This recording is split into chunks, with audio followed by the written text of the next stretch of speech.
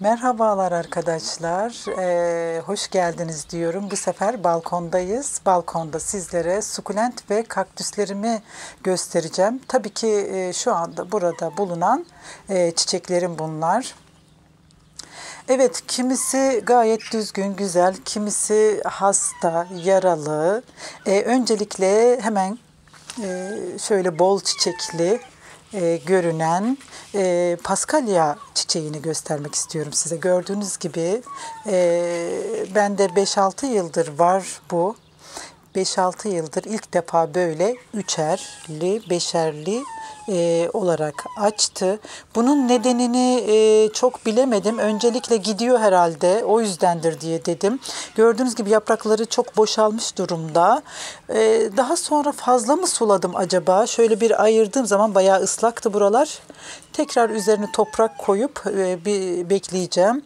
Ama daha sonra düşündüm ki onu diyeceğim. Bir de şunu göstereyim, Atlas. Bu da birkaç yıldır bende. En az 4 yıldır, 4-5 yıldır bende ve ilk defa açtı. Atlas çiçeği. Gördüğünüz gibi farklı, çok hoş çiçekleri var. Şöyle görüntüleyelim.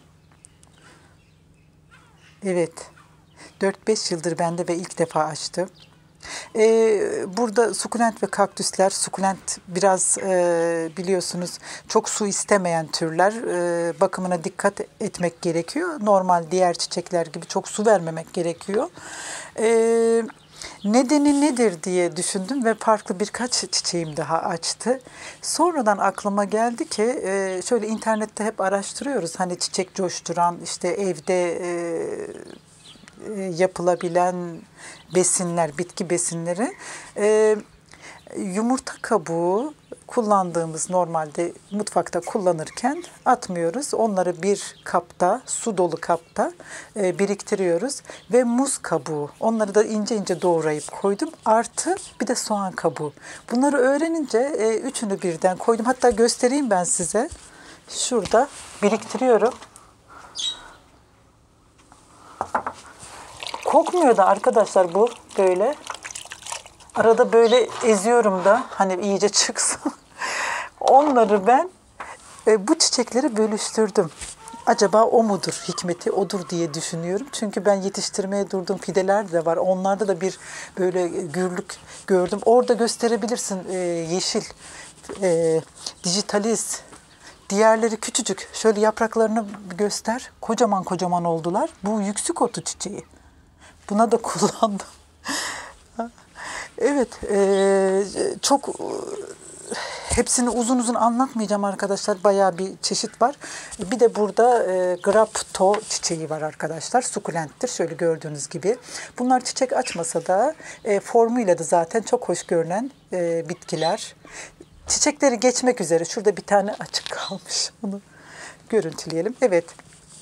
Evet, hemen burada bir tane farklı bir tür görüyorsunuz. Çok farklı. Bu bana ta Artvin'den, Instagram'dan Çiçekçe ismiyle paylaşım yapan bir arkadaş gönderdi. Bunun adını sordu. Tabii ben araştırdım, öğrendim. Dolayısıyla sonra onu bana hediye olarak gönderdi.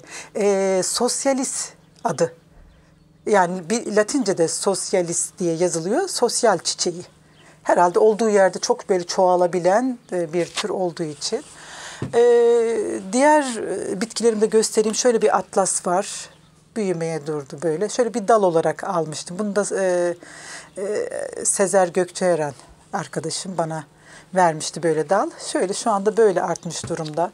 Şöyle bir kaktüsler var. Tabii salyangozlar falan böyle besin olarak kullanmış. Şu sukulent de beğendiğim bir sukulent. Çiçek açar mı bilmiyorum. Henüz açmadığı bir ağacımsı ana bitkisi, serada çok büyük ağaç şeklinde duruyor. Yani ağaç dediysem de yani bayağı kapsamlı, gayet güzel duruyor. Evet, burada eşevera genelde en yaygın bildiğimiz sukulent türler arkadaş. Çiçek görünümlü. Sonra içinden tomurcuk çıkartıyor. Başka bir yerde var dışarıda benim. Bayağı bir büyüdü de tomurcuk. Onları ayrı kaktüslerle birlikte göstereceğim size. Hemen yanında prenses çamı denilen sukulent var. Bunları böyle bir tasarım gibi yaptım. Yine sedumlar var. Yine farklı bir sukulent tür. Hepsinin isimlerini genelde Latince çok bilemiyorum arkadaşlar. Bunu da aldığımda böyle bir kaktüs olarak aldım. Şu yeşiller sonradan çıktı. Çok hoş bir görünüm veriyor gerçekten. Bir de önce şunu göstereyim. Bu Euphorbia milli arkadaşlar, dikenler tacı dediğimiz tür. Fakat gitmek üzereydi. Ben bunu budadım. Şöyle bir dallar yeşerdi, çıkmak üzere. İnşallah toparlar. Kırmızı küçük çiçekli. Bu böyle ama şurada gördüğünüz gayet güzel. Aldığımda bayağı şu boydaydı. Epey bir büyüdü. Çiçek yapısı da farklı bunun. Çok hoş çiçekleri var arkadaşlar bunun. Çok ilginç, çok sevilen.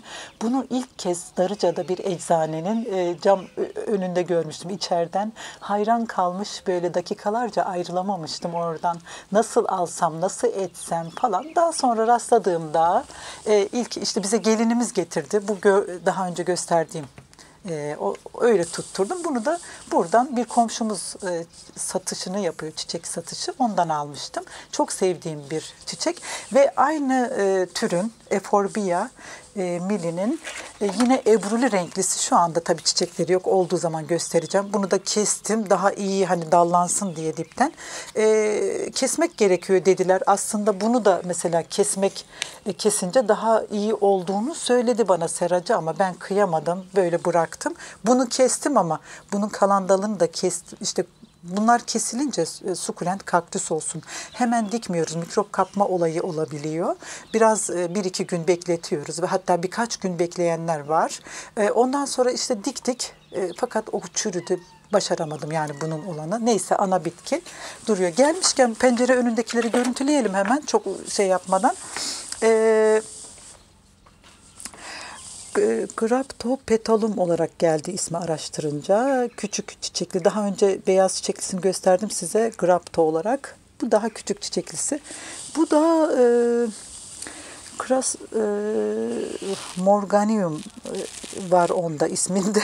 Böyle garip bir tür. Bu da telgraf çiçeğine benziyor ama değil. Bir sukulent. Böyle adını öğrenemedim bunun. Bu da Hovartia denilen türlerden biri. Onlar da kendi içinde birçok türde. Ve burada yine bir kalanço türü olan Brofolium denilen çiçek. Zamanla aslında öncesinde sadece şöyle yaprakları vardı. Zamanla böyle ürüyor içinden. Gülcükler şeklinde, hatta yaprak uçlarında o gülcükler oluşuyor. Bir tane şurada görüyorsunuz ve şu genelde sukulentler yapraklardan ürüyor arkadaşlar. Oradan çoğalıyorlar. Düşen çiçeklerin yaprağını şöyle görüyorsunuz. Nasıl? Yaprak kenarlarından yavrular vermiş arkadaşlar. Harika görünüyor.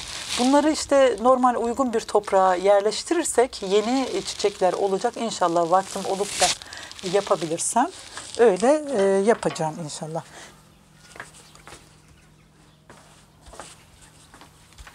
Evet, şimdi hepsini bu masaya alamadım. Şunu göstermedim. Bunu da yakından görün. Çok hoşuma gittiği için aldım. Adını bilmiyorum. Yine sukulent. Etli oluyor sukulent türler. Bakımlarıyla ilgili internette yazıldığı zaman birçok bitki mercileri var, bilgi mercileri var arkadaşlar. Ben de oralardan araştırıyorum. Ben hobi olarak paylaşımlar yapıyorum. Bahçemden işte olan bitkilerin haberlerini veriyorum size. Hani bana zaman zaman çok detaylı bilgi soruluyor arkadaşlar. Ben de hala deneyimliyorum arkadaşlar. Yani yine bildiklerimi paylaşayım tabii ama gördüğünüz gibi çok yanılmalarım da olabiliyor. O yüzden bu konuda otorite değilim. Hemen şurada bir çiçek dikim ve çiçek ekim videosu vardı. Orada bunu görüntülemiştim arkadaşlar. Ana saksıdan ayırmış, böyle bir saksıya dikmiştim. Bunlar ikili, ikisini ayırmadım. İkisi farklı. Ebruli renklerde sanki bir tanesi. Bir tanesi de böyle. Hint inciri çıkıyor araştırdığımda. Genelde meyvesi olan bitki var. Genelde Akdeniz taraflarında. Çok faydalı bir meyve olduğu söylenmekte. Ama bu verir mi meyve bunu bilemiyorum. Belki onun alt türlerinden olabilir. Hatta bu da mesela araştırdığımda Hint inciri diye incir kaktüsü gibi bir şey çıktı mesela. Bu da böyle tüylü, böyle hoşuma gitti. Öyle aldım. Şöyle yavruluyorlar. kenarlarından, üstlerinden minik minik öyle büyüyor arkadaşlar.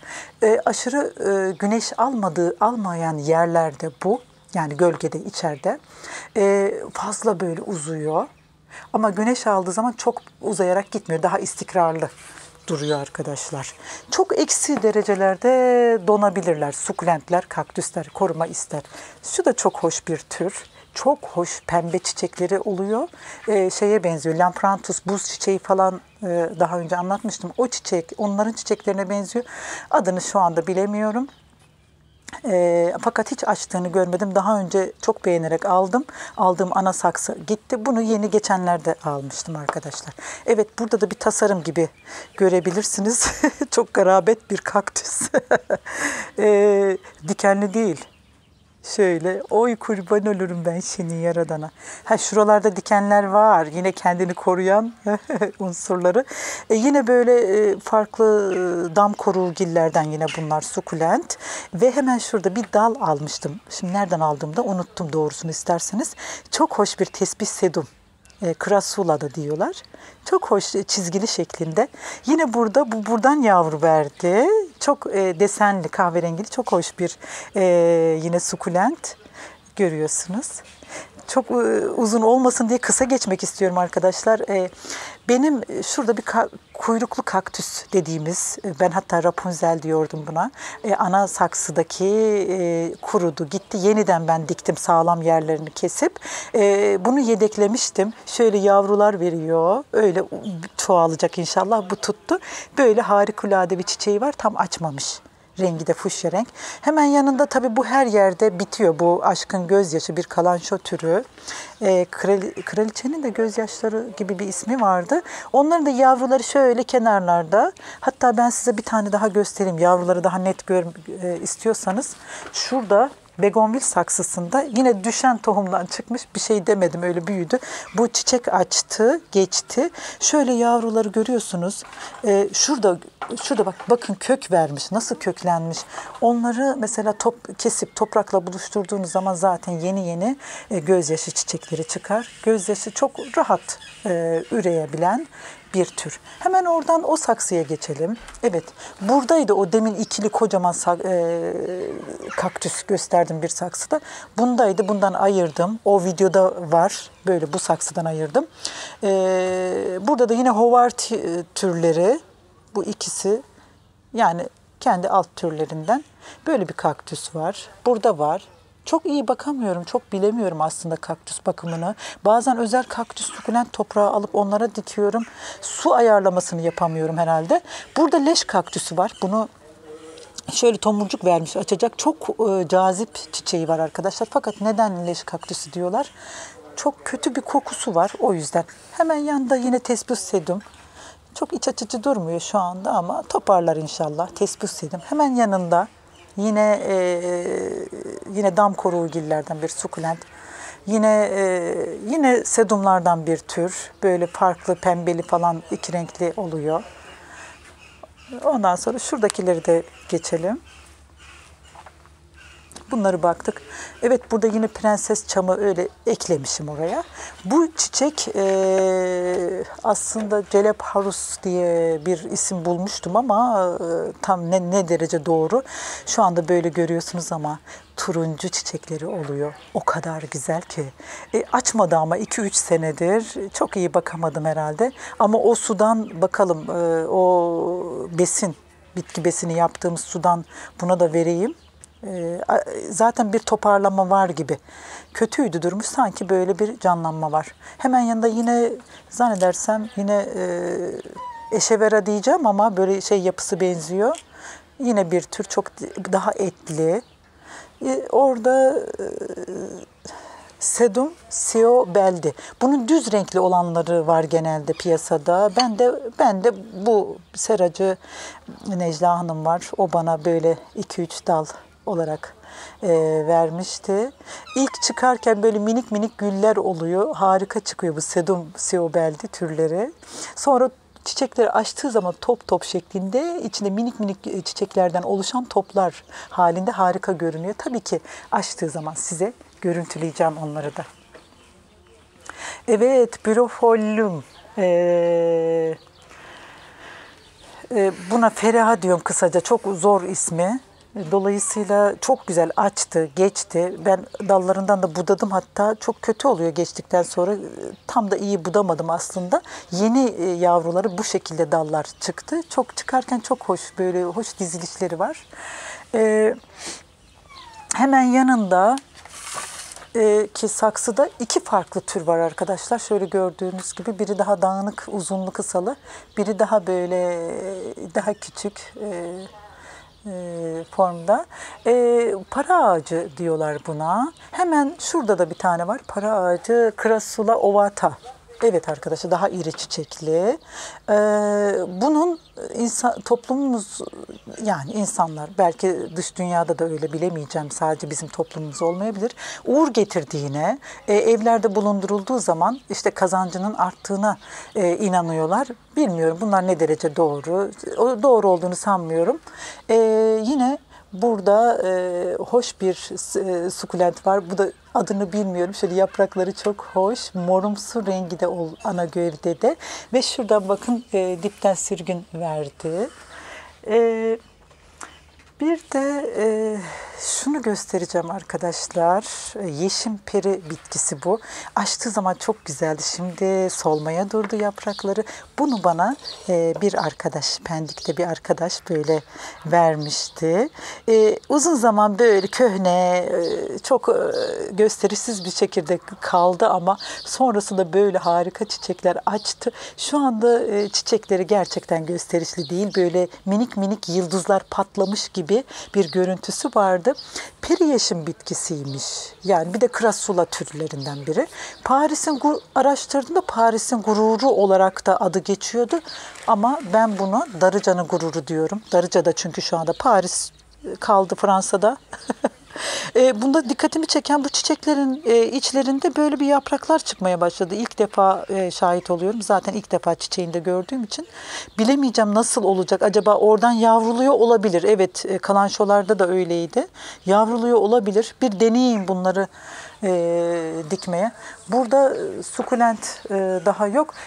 O para değil. Şu Feriha dediğimin yeni yetişen türü var burada.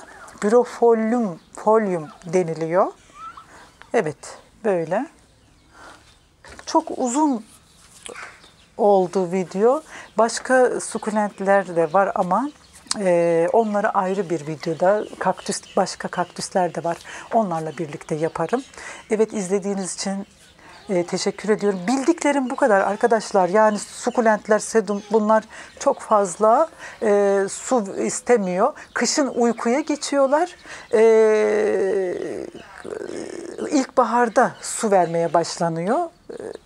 Ben çok aslında başarılı değilim bu konuda. İzlediğiniz için çok teşekkür ediyorum. Sonraki videolarda görüşmek üzere. Hoşça kalın, sevgiyle, sağlıkla, huzurla kalın arkadaşlar. Allah'a emanet olun.